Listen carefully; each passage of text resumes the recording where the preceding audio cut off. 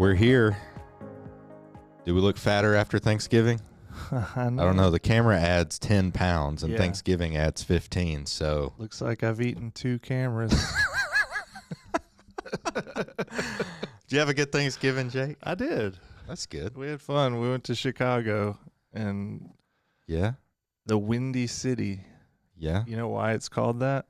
Because they have a lot of Wendy's Yep. restaurants. Yep. Okay. Yep. I saw several of them. Yeah. But Did yeah. you eat at one? No. I didn't want to be the touristy, like Oh, yeah. go to It's the like- Windy City, yeah. eat Wendy's. When you go know. to Chicago, that's the normal thing to Yeah. do is hit up all the Wendy's. So Yeah. that's good. I did the unusual thing and ate deep dish pizza. Okay. Nobody does that. Yeah, I mean they're not called the Deep Dish City. Right. They're called the It's the Wendy's, Wendy's City. City. Yeah. Yeah, Okay. so- I got you. But it lived up to its name. It was cold. And Yeah. Well, that's good. By the way, I think now is a good time to tell you that story that I told you I was going to tell you about that coffee mug that I've got. Okay. So you went to a coffee place that I recommended. Stan's Donuts, not Stan's Donuts.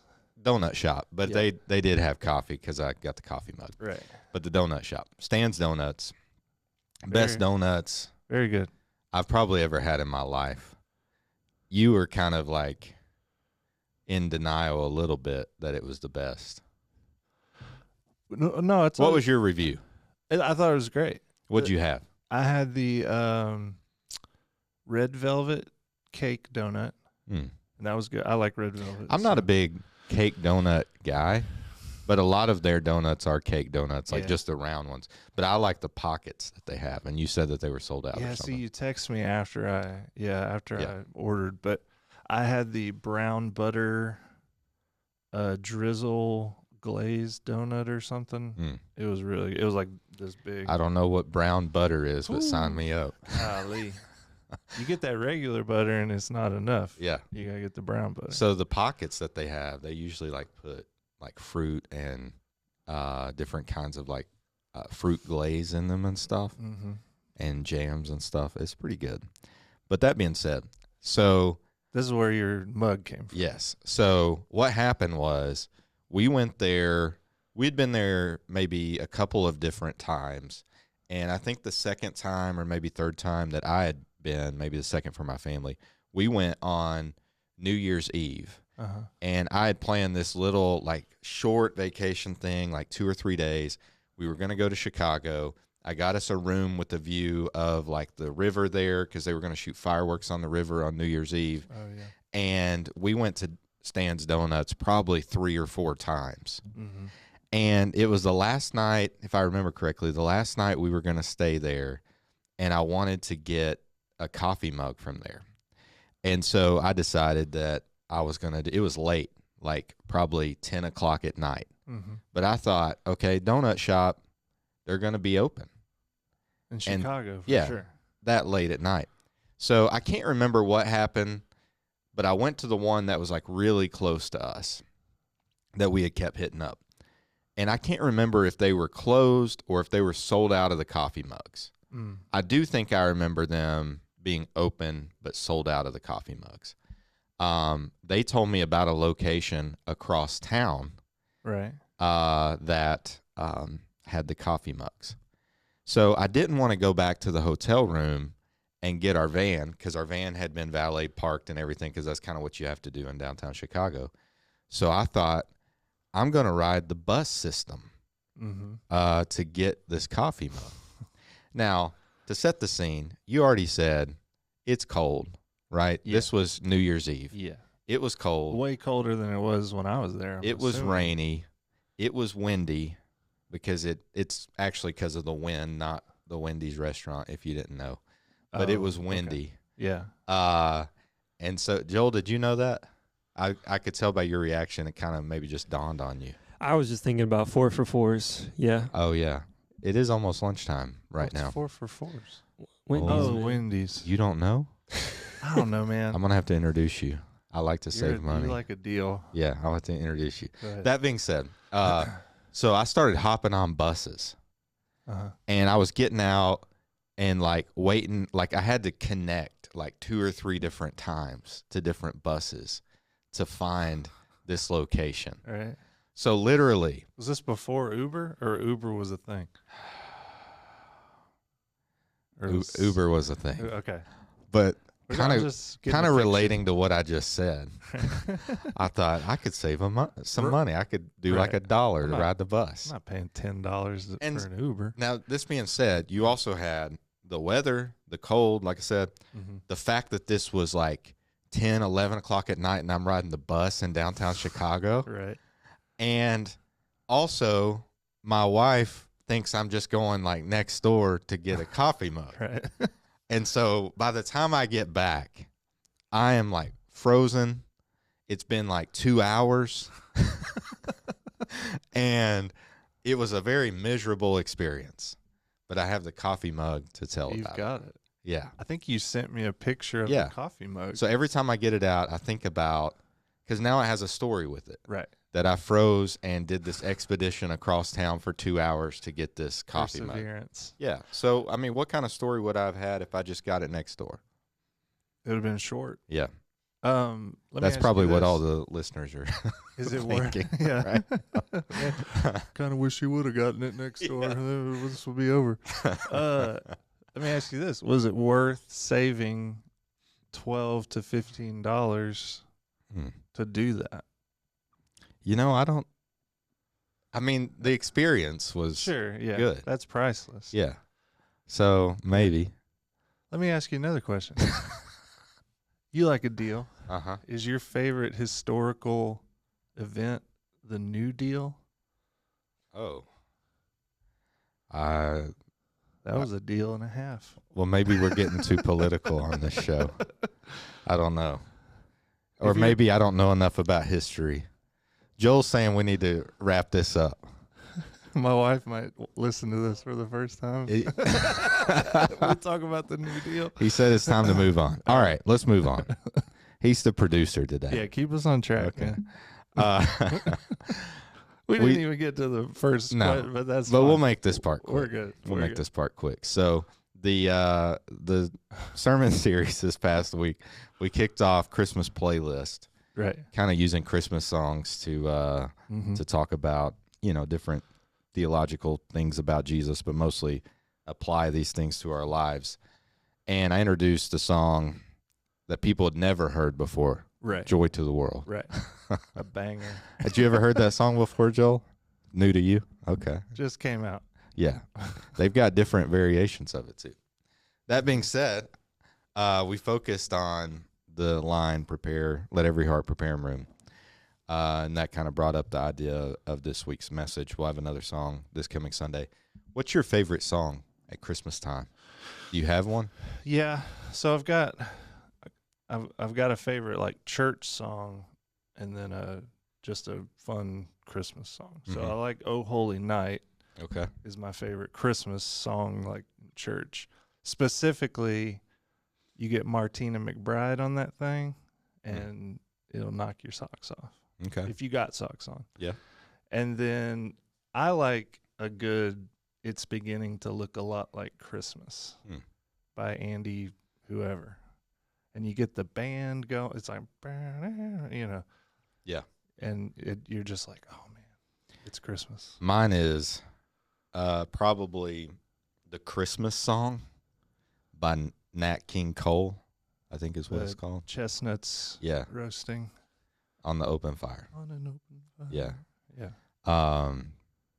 You I've got that on the vinyl. I was going to say, that's in your office. Yeah, I right? play it every now and then, mostly because it's the first song on the vinyl when you start it, but it's still good. Mhm.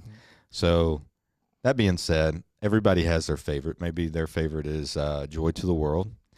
But that being said, we talked about preparing Jesus' room in our hearts and lives and looked at John chapter 1, the first 13 verses, about, you know, what it means to prepare Jesus' room. Because it doesn't just mean like prepare more room in our schedule or think about Jesus more or give to the things that are like kingdom minded, stuff like that. Like it does mean those things, but it doesn't only mean those things.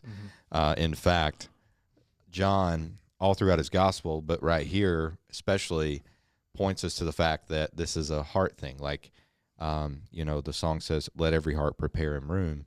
We're preparing Jesus' room in our hearts and lives by how we respond to Jesus. And what's interesting about John's gospel as compared to like Matthew and Luke is that Jesus doesn't start with the Christmas story or the birth story. Instead, he starts with Jesus's identity and who he is. So thinking about like some of those things, John brings up Jesus as being the Word, and pointing to the fact that the Word basically was God's authority, his power on display, especially in the creation story that John is pointing us to here a little bit.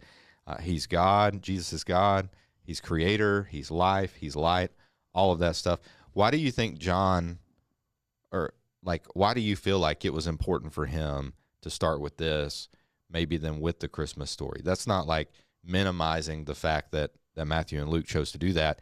They had a different intent. What do you think John's intent was in this for starting here rather than just with the birth of Jesus?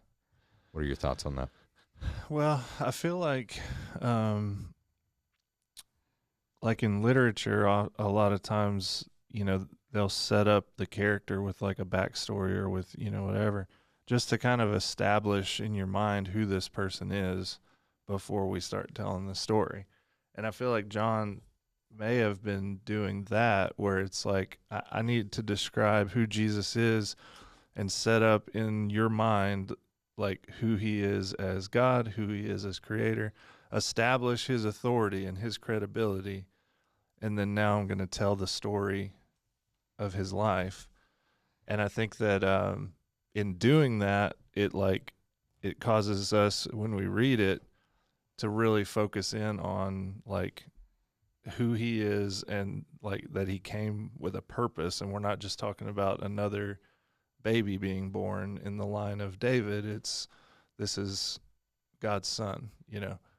I don't know. What do you think about that? Yeah, I mean, when you look at the gospel writers, they all had different intents in writing. Matthew was written to primarily like a Jewish audience who would have cared really a lot about Jesus's lineage to be the Messiah.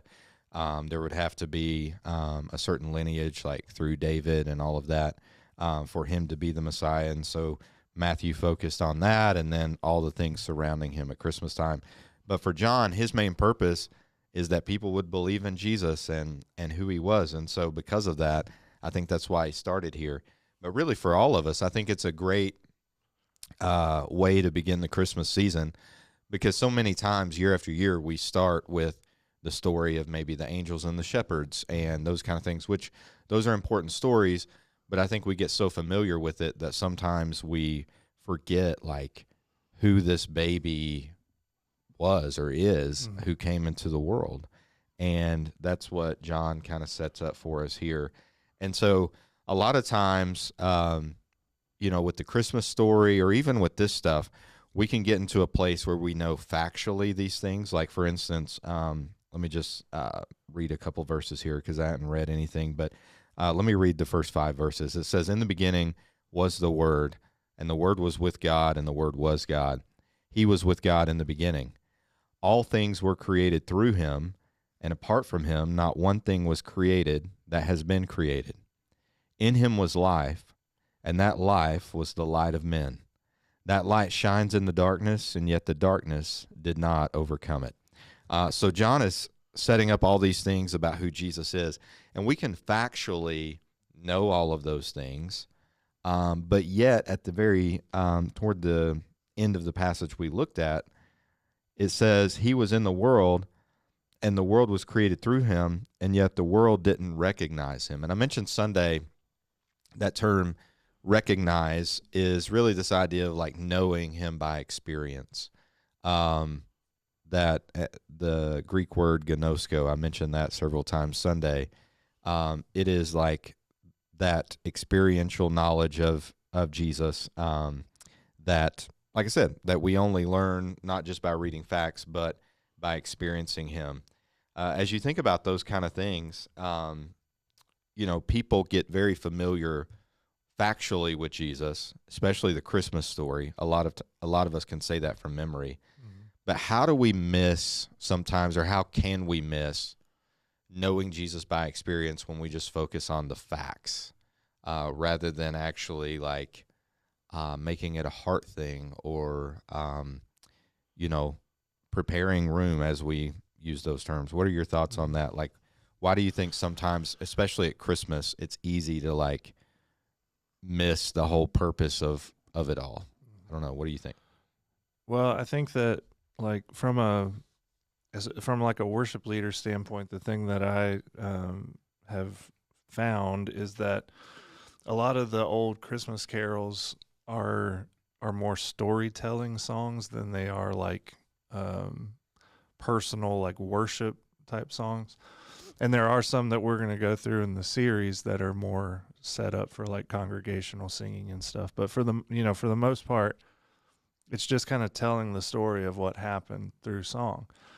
And so like you said, that's a good thing. It's a good thing to know. But Christmas time being a time where a lot of times people will go to church around Christmas that won't go the rest of the year, either because they have family that want them to tag along, or if, maybe they just feel like, before I get presents, I need to go, get some Jesus first, or, whatever the thinking is.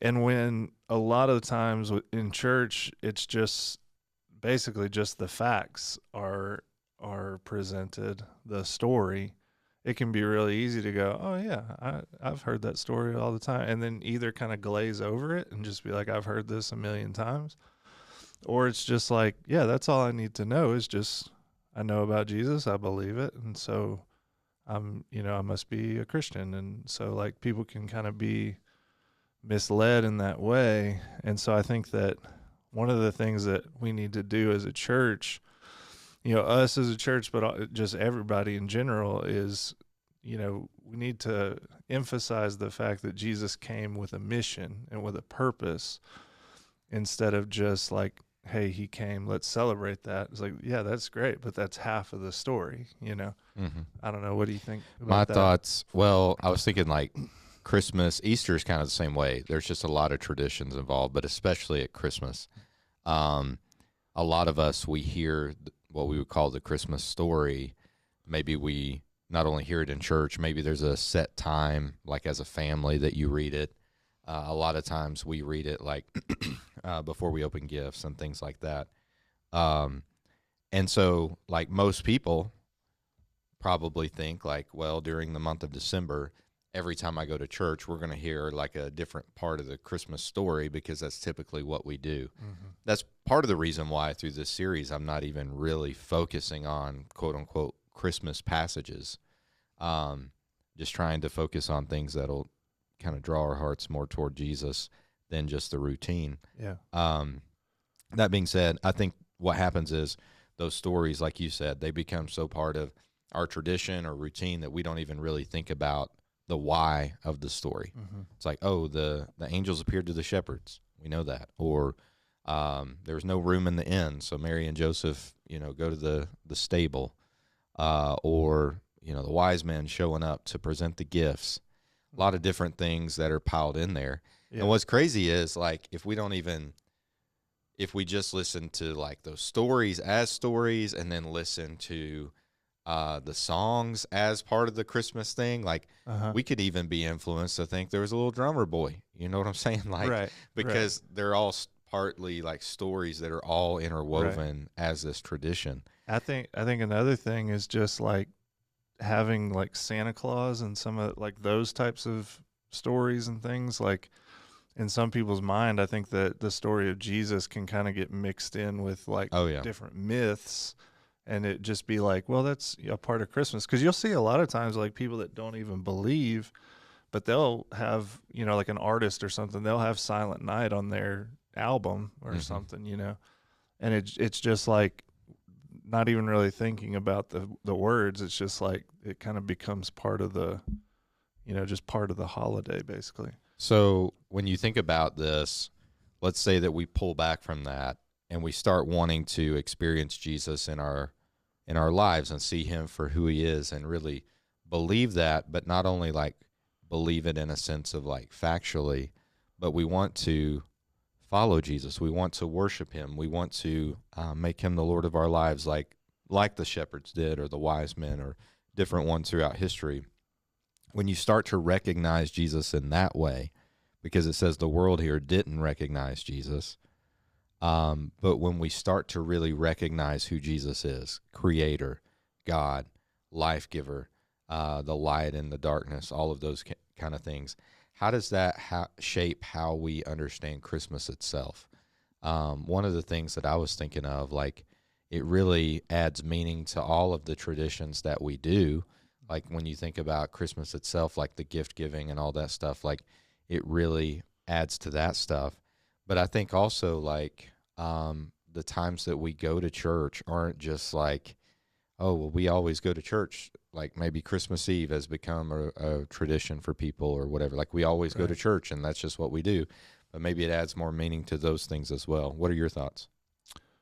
Yeah, like the things that for me, and I think probably would be for most people, is just like it kind of refocuses it into, like I said, part of the gospel story instead of just that one event by itself.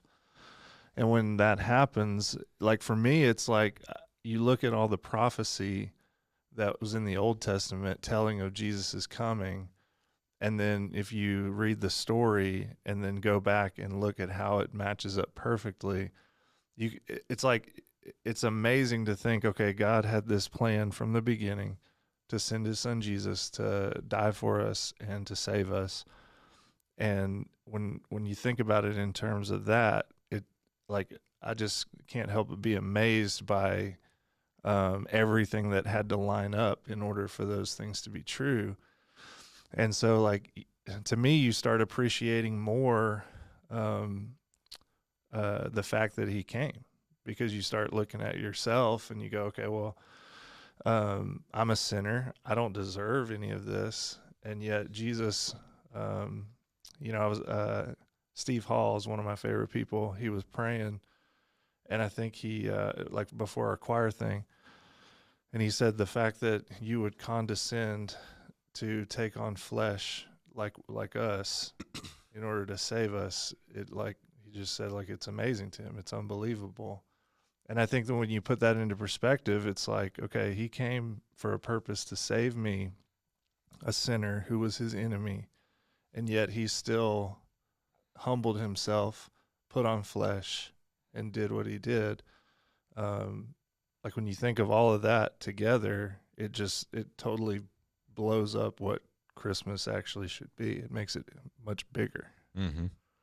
Yeah. So there's one side of this that we have to recognize or come to know Jesus by experience in our lives. And part of that experience is through the Holy Spirit, like pulling us and helping us understand this and have faith, because the world does see this stuff as stupid. Right. Like, 1 Corinthians tells us that, and other places in Scripture, like they're going to think it's ridiculous that we would believe this stuff. Mm-hmm. But when God enters our lives and we come to know Jesus by experience, that's what happens. We recognize all of these things, like, oh, this is who Jesus is.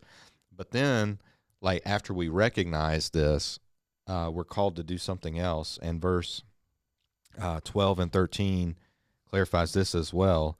It says, but to all, well, let me read 11 first. He came to his own, and his own people did not receive him.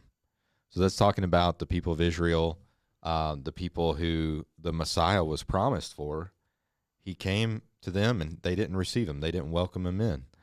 But then it says, to all who did receive him, he gave them the right to be children of God, to those who believe in his name, who were born not of natural descent, or of the will of the flesh, or of the will of man, but of God.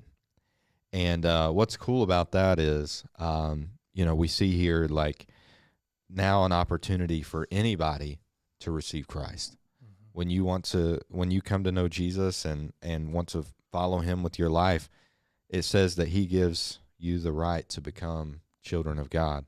And John says that receiving Jesus in particular is highlighted by this statement here. It says, but to all who did receive him, he gave them the right to be children of God, to those who believe in his name. Now, that term believe, again, doesn't just mean a factual belief. If you look at the whole book of John and even read like 1 John, you realize that believing isn't just about like, thinking something is true, but rather trusting. And there is because of that belief, there is a submission that follows from that, and obedience and all of those things. So John says receiving Jesus means believing in his name. In his name means his identity, like who he is, everything about him. So what does that actually tell us about like what true belief looks like and actual trust? Like for somebody who maybe is used to going to church and they've heard these things before, they've heard the Christmas story before, how should that look different as it plays out in their lives?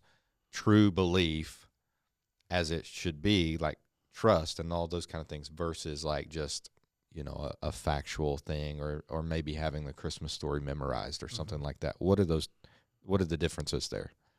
Yeah, I think kind of the main thing that I was thinking about was what you said, which is like if we believe about Jesus, what John says here, then we will be motivated, and like a change will happen in us because of that. Like when you recognize Jesus as Lord, if somebody is Lord over something, like he's in charge, And so if we truly believe that and we trust in that, then there will be a change in the way that we think and in the way that we handle situations and what we do. We'll start thinking about Jesus and God's will for our life in the decisions that we make. And I think that if all is just, hey, I believe this because I went to church, a couple times a year, and yeah, I believe in God and all those things, that doesn't really change who you are, and it doesn't change the way you act. It's just like a part of maybe a story from your childhood or whatever. It's just an anecdote and not an actual life-changing thing. I don't know. That's what I was thinking. Did you have anything? I mean, yeah, I just think, you'll see that change in your life. And that's one of the things, like when I talk to people sometimes who maybe were baptized as kids, and then when they get to be an adult, they realize, hey, I never actually placed my faith in Jesus. Like there was never a change in my life, or never anything that like I submitted my life to Christ. That's the thing that they look back on. Like as a kid, they knew the stories. They knew the information. Like if you asked them the questions, they knew the answers. But there was never a submission in their life. Now, I'll say this, like, a lot of times as kids, it's hard to tell at that point if there's a submission in a child's life. Obviously, like, we don't baptize, like, really young children. They have to be old enough to at least state their faith in Jesus and talk about it and those kind of things. But most of the time, it's different with adults than with kids, because there's not just a complete 180 in their lifestyle or something like that as a kid, right? So you can't really know that aside from, the kid maybe thinking that and seeing what happens like as they continue to follow Christ into their teenage years and on. Yeah, I think if you see that fruit being produced, you kind of know. Yeah, that's what I'm saying. And so like as they get older, you can kind of notice. And for a lot of people in their adulthood, they look back and they say, I never saw any change, like any difference in my life through my teenage years or early 20s, mid 20s. There was no difference in me because of Christ. And so when they make that decision as an adult and say, I do want to change, I do want something different in my life, then at that point, a lot of times they get rebaptized, and because they're really making the decision to submit to Christ at that point. Now that's not to say that every kid who gets baptized that's going to be their story. In fact, I would say more often than not, that's not the case. Right. But for those who that's happened to, that's been what's going on. And what they're describing is essentially what we're talking about. Like they believed factually, they knew the information, but there was no like heart change or life change with it at that point. Right. And so I would say for you, like listener, like just think about your life. Have you had that moment where you've seen that change in your life, that submission? You might know all the stories, but what difference do they make in your life?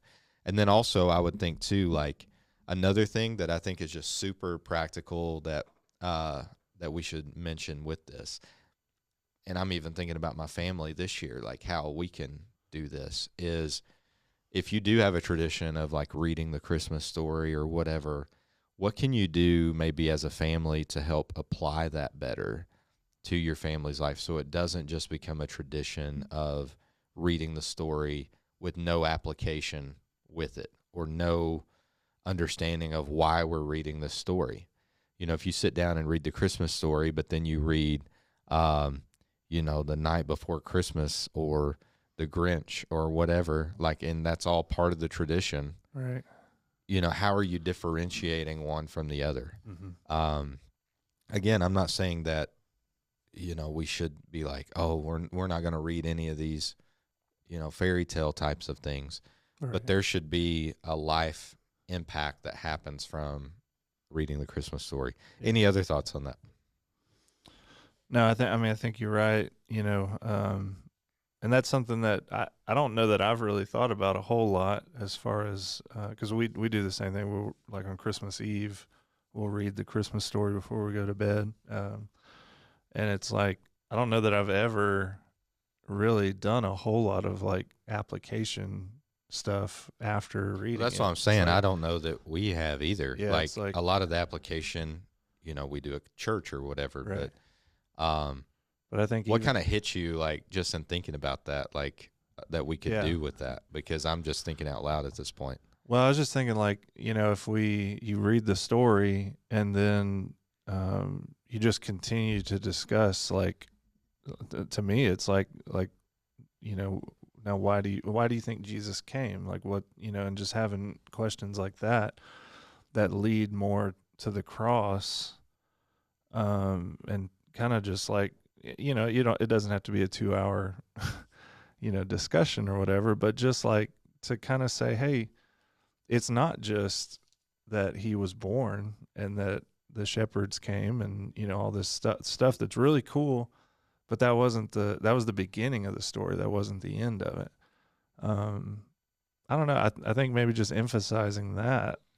Yeah, I think that's important. I think another thing, you know, while you're talking, I was thinking about like all the different elements of the Christmas story. You could kind of talk about why they're significant. Like, why is it significant that Jesus, and obviously this would be dependent on like kids' ages or whatever, but why was it significant that he was born of a virgin? Why was it significant that he was of the lineage of David? Why was it significant that the angels appeared to the shepherds? Why were these wise men showing up? Why was that significant? You know, and thinking through all of these things, they're all part of the things that pointed to the Messiah, that ultimately show like and tell us who Jesus was and what people are realizing about him. You know, you can talk about the you know, the high priest and all of that, like the different proclamations about Jesus. And even with all that, I mean, there's a lot there. And like you said, you might not have time to talk about all of it, but some of it, like if you talk through and say, hey, this is why these things are significant, it can really add to the application. And as I'm even talking about that, if you're listening and you think, well, you know, I don't really know the significance of that, I don't know why that happened, let me encourage you to do some research on that, to look that up, because it's super important on all of those things. One of the I think I've referenced this on this show before, but is this a show? Podcast? Oh, it's a show. Okay. Sometimes Joel says it's a show. Yeah. Okay. This is entertainment, man. Yeah. Okay. I think I've referenced this on here before, but the website Got Questions, gotquestions.org. Now, they have thousands of articles. Obviously, I haven't read every article that they have, but pretty much everything that I've read on there, I would agree with as far as like theologically and different things. So in thinking about that, you could probably, I know you could go on the website and look up all of these different angles of why, on the Christmas story and stuff, and some different things to wrap up. Joel we have a way to communicate here.